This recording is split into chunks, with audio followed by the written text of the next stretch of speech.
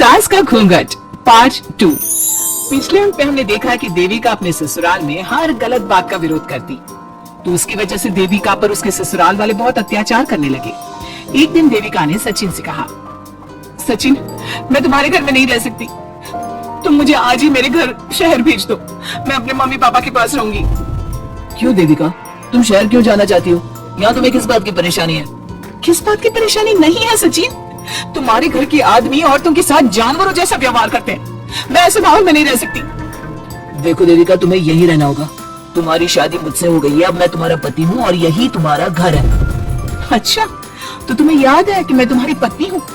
जब तुम्हारे पिताजी और चाचा जी मुझे एक एक हफ्ते के लिए कमरे में बंद कर देते हैं, तब तुम्हें क्यों याद नहीं आता कि जो औरत कमरे में बंद है वो तुम्हारी पत्नी है?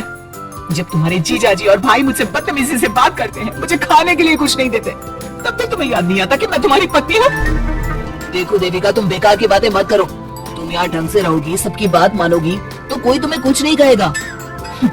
इस तरह जानवर की तरह रहना, ढंग से रहना है तो सॉरी सचिन, मैं नहीं रह सकती, मैं आज ही अपने घर जाऊंगी। ये बोलकर देविका अपना सामान पैक कर लेती है और घर से जाने लगती है। सचिन भी उसके पीछे पीछे चलता है और उसे समझाने की कोशिश करता है। जब ये सब जोगिंदर ने देखा तो बोल पड़ा, बहू, यह सब क्या हो रहा है? कहाँ जा रही हो? सचिन, बताओ अपने पिताजी को कि कहाँ जा रही हूँ मैं? तुम्हें शर्म नहीं आती अपने पति का नाम लेते हुए? मैं अपने पति का नाम ले रही हूँ, इसमें आपको क्या परेशानी है? आपका नाम तो नहीं ले रही हूँ ना? देविका, ये किस तरह से बात कर रही हो तुम पिताजी से? जिस तरह से करनी चाहिए उस तरह से कर रही हूँ बात। इससे अच्छी तरह से मैं तुम्हारे घर के किसी भी आदमी से बात नहीं कर सकती। तीनों की बात सुनकर घर के बाकी लोग भी वहाँ आ जाते हैं। तभी जोगिंदर कहता है, हमारे घर की औरतें अपने मर्दों का नाम नहीं लेती। तुम्हारे शहर में होता होगा, लेकिन हमारे यहाँ पर ऐसा कुछ नहीं होता। बहू, सचिन तुम्हारा पति है, तुम उसका नाम मत लिया करो। तुम अपने पति का नाम लेने की जगह ए जी, ओ जी, सुनो जी कहा करो। पति ना परमेश्वर होता है। तो परमेश्वर का तो हम नाम लेते हैं। क्यों माँ जी, क्या आप अपने इष्ट देव का नाम नहीं लेती? माँ जी, ये सब इन पुरुषों के बनाए तौर तरीके हैं, औरतों को दबाने के लिए। ये बेशर्म लड़की ऐसे नहीं सुधरेगी। ये हमारे घर की औरतों को भड़का रही है। सचिन, तुम इसे चुप कराओगे या फिर मैं करूं? नहीं पिताजी, मैं अभी समझा देता हूँ। चलो देविका अंदर, और कितना तमाशा बनाओगी मेरा? सचिन, मैं अंदर नहीं बाहर जाऊंगी, अब मैं यहाँ नहीं रह सकती।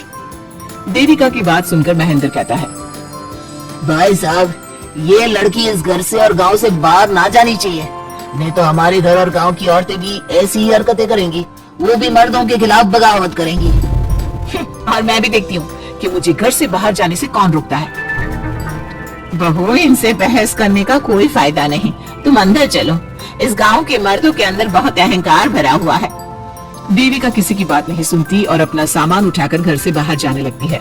तभी वहाँ मोहन और कल्याण आते हैं। कल्याण देविका के हाथ में से उसका सूटकेस छीन लेता है और मोहन देविका को जोरदार थप्पड़ मारता है। देविका का सर दीवार में लगता है और वो बेहोश हो जाती है। देविका, देविका तुम ठीक तो?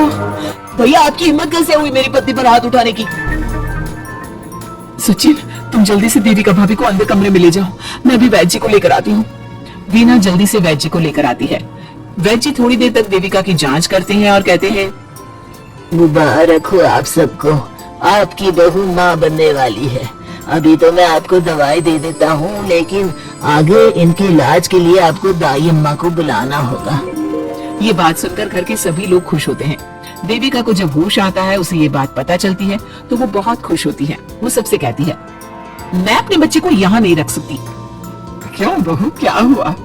अब तुम ये सब बातें मत सोचो, तुम्हें आराम करना चाहिए। नहीं माँ जी, आप नहीं समझ रही। अगर मेरा बेटा हुआ तो इस घर के मर्दों की तरह अहंकारी और औरतों पर जुल्म करने वाला बनेगा, और अगर मेरी बेटी हुई तो वो जानवरों की तरह जुल्म सहने वाली बनेगी, और दोनों ही अनपढ़ रहेंगी। देविका की बात सुनकर घर की सभी औरतों को पहली बार एहसास हुआ कि वो किस अंधकार वाले समाज में जी रही हैं।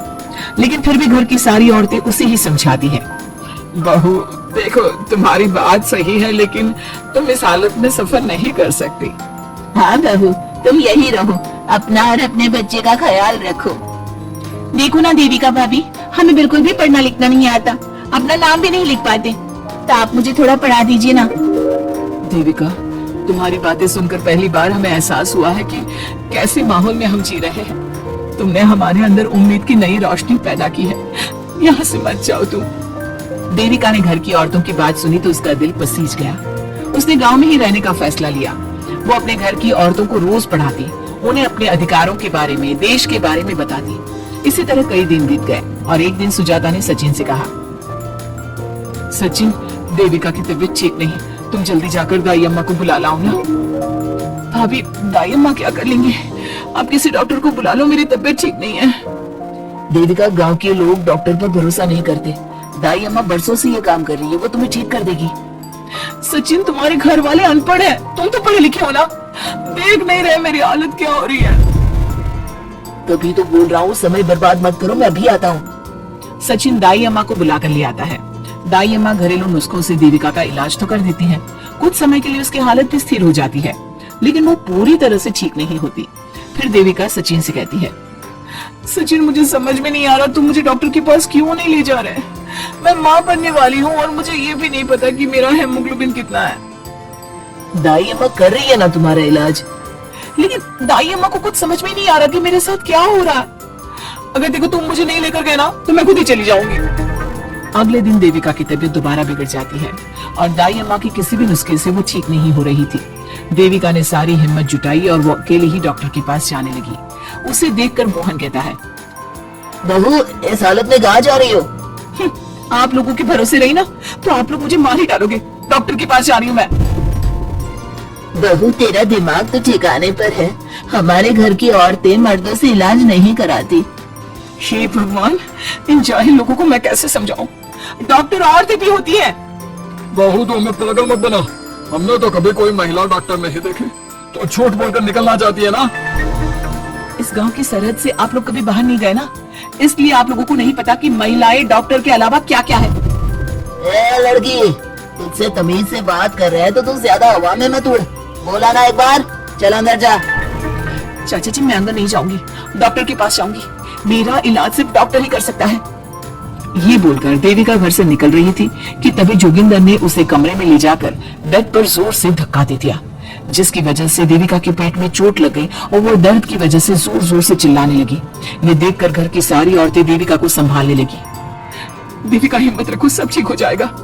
देविका भाभी, आप ठीक हो ना? माँ, कुछ करिए ना, भाभी की तबीयत बहुत खराब हो रही है। लेकिन मैं क्या कर सकती हूँ? भाभी, कुछ तो करो, कहीं बहू को कुछ हो ना जाए।